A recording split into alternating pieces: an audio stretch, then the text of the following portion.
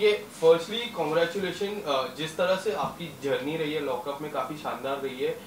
2 कदम आप दूर थे, एक रील से आपकी शुरुआत हुई, इंडस्ट्री में आप आए, लॉकअप में काफ़ी फैंस, कोई ऐसे शौक थे, कोई हैप्पी थे आपको उस सेट पे देखते हो।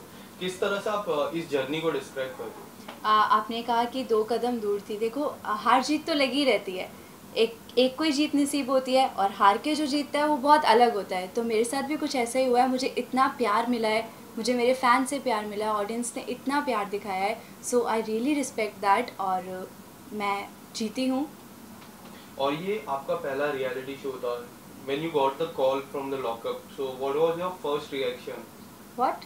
What was your first reaction जब आपको कॉल आया लॉकअप से that you need to do this हाँ, रियलिटी शो? जब मुझे लॉकअप से कॉल आया था कि ऐसे रियलिटी शो हम बना रहे हैं लॉकअप, तो मैं प्रिपेयर नहीं थी।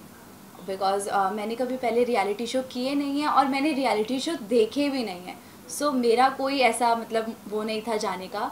बट फिर मैंने सोचा कि यार, लेट्स टेक अ चांस, कुछ नया करते हैं, एक अच्छी अपॉर्चुनिटी है तो उसको अच्छे से ग्रैब किया जाए। तो यस, मैंने फिर हाँ की और अच्छे से कर आई उसको। जो रियलिटी शोज की मैं बात करूँ तो क्या आप प्रिपेयर थे? बिकॉज लॉकअप एक फ्रेश रियलिटी शो था, पर इससे पहले बिग बॉस जैसा रियलिटी शो, क्या आपने मैं उसको प्रिपेयर नहीं फॉलो? थी। जब मैंने लॉकअप के लिए भी हाँ की, तब भी मैं प्रिपेयर नहीं थी। मैं खुद से मतलब ये चीज़ मैं मान नहीं पा रही थी कि यार सीरियसली मैं रियलिटी शो में जा रही हूँ। बट धीरे धीरे धीरे धीरे वहाँ जाके भी मुझे 1 डेढ़ हफ्ते तक यही लगता रहा कि यार मैं क्यों आ गई, कि मैंने क्यों किया, मैंने कॉन्ट्रैक्ट क्यों साइन कर दिया, यार मेरे को नहीं करना चाहिए था, मुझसे नहीं हो पा रहा है। बट धीरे धीरे धीरे धीरे धीरे धीरे मैंने वहाँ ग्रो करना शुरू किया, मैंने सब में इन्वॉल्व होना शुरू किया। तो फिर ऐसे ही मेरी जर्नी चलती रही धीरे धीरे धीरे धीरे धीरे, और मैं यहाँ पे हूँ। Inside that jail what was the most difficult part? Most difficult part वहाँ पे माँ बाप से दूर रहना।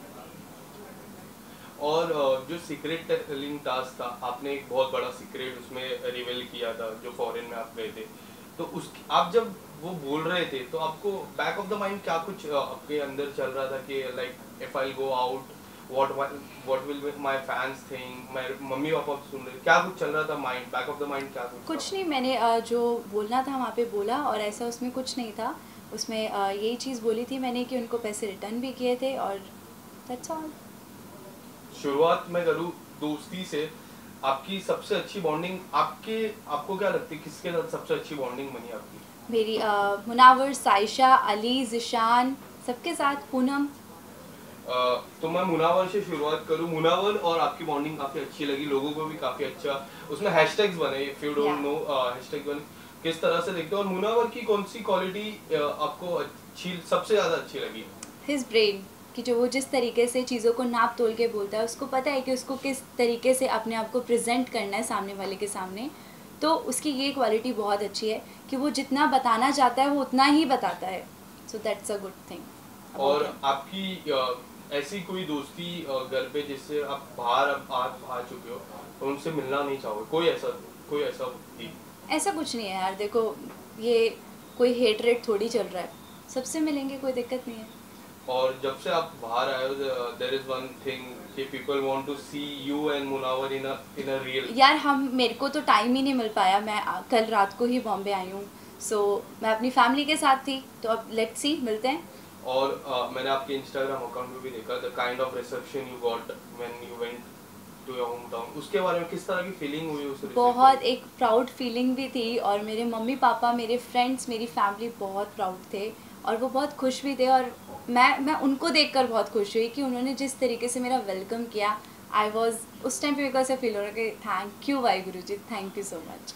आपको क्या लगता है कि क्या कुछ ऐसी बात कमी रह गई जो आपको थर्ड बनाए, एंड पायल को सेकंड एंड मुनावर को फर्स्ट बनाए? उन लोग में वैसी क्वालिटी थी जो आप में नहीं थी? सी देखो, हर कोई अपने हिसाब से अपना 100% देता है। शायद मेरी कोई कमी रही हो, आगे आने वाले लाइफ के लिए मेरे लिए सीख थी कि हाँ, मैं कहीं कुछ भी कमी ना छोड़ूं। जो मैंने कमियां यहाँ छोड़ी, मैं आगे आने वाली चीज़ों में, जो मैं करने वाली हूँ, जो भी होने वाला है, उसमें मैं कमी ना छोड़ूं। सो और मुनावर की मैं बात करूँ तो मुनावर ने एक ऐसा, मतलब बोलते हैं ना, एक ऐसा रेपो अंदर लेके गए। उनके पहले के वीडियोस काफी चर्चा में रहे थे, बिल्कुल। और अंदर आप सबसे ज्यादा क्लोजली उनको देखे। तो डू यू थिंक कि वो बिहेव ऐसा कर रहे थे कि वो नेचुरल था? सी मैं लॉकअप के बाद मुनावर से पर्सनली नहीं मिली हूँ, सो इसके बारे में मैं नहीं बता पाऊँगी। और जिस तरीके से वो अंदर लॉकअप में रहता था वो बिल्कुल नेचुरल था मेरे हिसाब से, बिकॉज मेरे को कभी ये चीज़ फील नहीं हुई कि वो फेक है। तो आई होप कि वो बाहर भी ऐसा ही हो। पायल की मैं बात करूँ तो पायल का गेम आपको कैसा लगता था? ठीक था, अपनी जगह बढ़िया खेल रही थी लड़की, तभी यहाँ तक पहुँची। काफी फैंस का ये भी कहना था कि पायल ही जीतनी चाहिए थी। Munawar, there is something that Payal नहीं जीती और मुनावर जीत गया। उसमें आपकी क्या पर्सनल फेवरेट आपका कौन था, मुनावर या ऑब्वियस मुनावर। पर फैंस अगर बोलते हैं कि पायल जीतनी चाहिए तो पायल को जिताया नहीं, तो नहीं उसमें आप देखो, क्या ऐसा कुछ नहीं होता है कि जिताया नहीं या कुछ। अ, सब चीज़ें देखी जाती है ना, एक एक चीज़ मिलाकर हम अगर देखें तो मुनावर और पायल का गेम बहुत डिफरेंट था। दोनों के डिफरेंट वे थे चलने के। वो बहुत अलग चलती थी, मुनावर बहुत अलग चलता था। सो दोनों के हिसाब से मुनावर उनको बेस्ट लगा तो इसलिए वो जीता, और उसमें वो क्वालिटी थी जीतने की। और मैं बात करूँ जो जिशान के साथ हुआ, जी उनका इविक्शन हुआ, काफी चर्चा हुई उसके बारे में। आप उस टाइम पे आप काफी क्लोज आप ही थे। बिल्कुल। आपको क्या लगता है कौन राइट था कौन रॉन्ग था उस सी टाइम? देखो, जो उसने झाड़ू मारी मैं उसके अगेंस्ट थी, है ना, कि उसने वो जिसको झाड़ू नहीं मारना चाहिए था, वो उसको भी फील हुआ कि वो उससे शायद एक गुस्से में लग गया। बट जो आज़मा करती थी प्रोवोक, प्रोवोक भी उतना ही गलत है जितना कि हिंसा है। बिकॉज वो मतलब प्रोवोकिंग में इतनी गलत गलत चीज़ें, कोई अपनी फैमिली के बारे में नहीं सुनेगा। माँ बाप भाई बहन सबके एक जैसे होते हैं।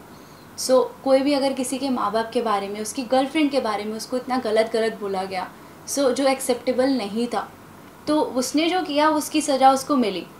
बट जो आज़मा ने किया वो भी गलत था। शुरुआत किसने की आपके हिसाब से? शुरुआत आज़मा ने की, शुरुआत आज़मा कर रही थी, उसके माँ बाप पे चढ़ रही थी, उसके गर्लफ्रेंड पे चढ़ रही थी। एंड डू यू थिंक मतलब जो गलती की दोनों ने की, बट सजा जिशान को मिली, जिशान को घर के बाहर निकल गया, do you think that thing was right? See देखो, वो चीज़ हम राइट और रॉन्ग नहीं बोल सकते। जो बाकी मेकर्स को जो लगा उन्होंने वो किया, तो वो उनके ऊपर ही छोड़ते हैं। लाइक उसका जस्टिस था इनजस्टिस था आपके हिसाब से? इनजस्टिस था। वो नहीं होना चाहिए बट था। अगर वो जो उसने झाड़ू मारी थी उसके लिए वो ठीक भी था, बिकॉज हम ऐसे जो लड़की के ऊपर मारा गया था Right. तो वो गलत था। वो हमें भी कहीं ना कहीं वो सब चीज़ हम बोल रहे थे कि वो उसको झाड़ू नहीं मारनी चाहिए थी, बाकी सब ठीक था, उसको झाड़ू नहीं मारनी चाहिए थी। बट प्रोवोक तो उन्होंने किया। प्रोवोक तो आज़मा ने किया, चालू भी उसी ने किया था। ओके, और इसके और अलावा उसके जाने के बाद भी वो उसको प्रोवोक करती रहती थी, बोलती रहती थी, कैमरा के आगे भी बोलती रहती थी। उसने पूरा ड्रैग किया उसको एंड तक। और जब प्रिंस आए घर पे कुछ अलग ही माहौल बन गया वो घर का। तो आप किस तरह से प्रिंस की जो जर्नी है, जो छोटी जर्नी है उनकी, पर वो जब से आए घर में कुछ अलग ही माहौल बन गया, आपको क्या लगता है उस पर? Prince is like my big brother. उन्होंने बहुत अच्छे से मतलब मेरे को गाइड भी किया, मुझे गेम समझाया भी कि इस तरीके से अगर आप करोगे तो और अच्छा करोगे।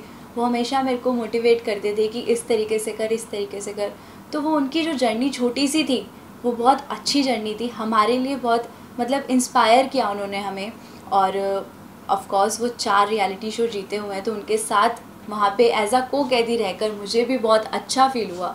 और कोई ऐसी चीज जो आपने सीखी उनसे? कि अपनी ओपिनियन जो अपना रखना चाहिए वो पूरा खुल के रखो। वो मेरे को हमेशा एक ही चीज़ बोलते थे, खुल के बोला कर, पूरा बोल, ओपिनियन रख। तो यस, प्रिंस बरो, यहाँ पे मैं वही कर रही हूँ। ओके, तो मैं मुनावर पे फिर से आता हूँ। मुनावर की मैं बात करूँ तो मुनावर अब तो जीत चुके। जी ओके, अब जीत चुके, उसके बाद कुछ आपकी बातें हुई, कुछ आपका नहीं, कोई मेरी अभी तक प्रोजेक्ट? उससे कोई बात नहीं हुई है। और अभी हम मिलेंगे मे बी। तो अभी मैं अपने घर से आई हूँ, मैं अपनी फैमिली से फ्री नहीं हुई थी, तो कल ही मैं बॉम्बे में आई हूँ, अभी मैंने आपको बताया। तो अब मैं जाके सबसे मिलने वाली हूँ।